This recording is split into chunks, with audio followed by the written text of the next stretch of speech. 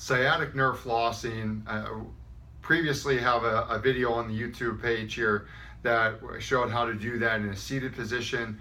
This variation we're going to perform lying down. I'm going to use a stretch band.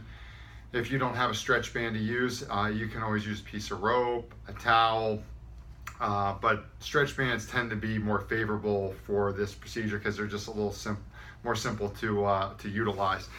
So if I'm going to floss my left sciatic nerve, I want to place my band around the ball of my foot. What I'm going to do is I'm going to bring my leg basically through what's known as hip flexion until I get a point at which I'm starting to get some symptoms of tightness. For those that may have more severe symptoms where they're getting some sort of numbness and tingling down, possibly as far as into the calf of the foot, maybe even into the hamstring, what we're going to do is we're going to get to that point where when we start to feel the symptoms, we're going to back it off. Okay?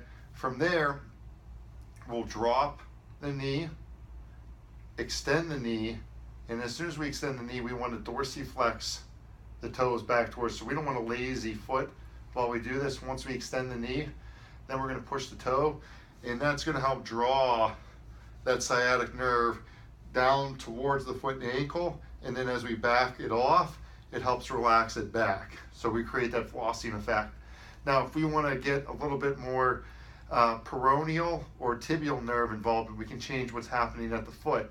Meaning, if I want more of my tibial nerve, I'm going to just pull my toes straight back towards me. If I want a peroneal nerve, I'm going to supinate my foot, or basically in this case, point my toes towards my opposite shoulder. Since it's my left leg, I'm going to point my toes towards my right shoulder. And I'll get a little bit more of a sensation of a stretch or mobilization on the lateral part or the outside of my calf. You can perform that anywhere between 10 and 20 times and progressively work your way through higher and higher levels of hip flexion.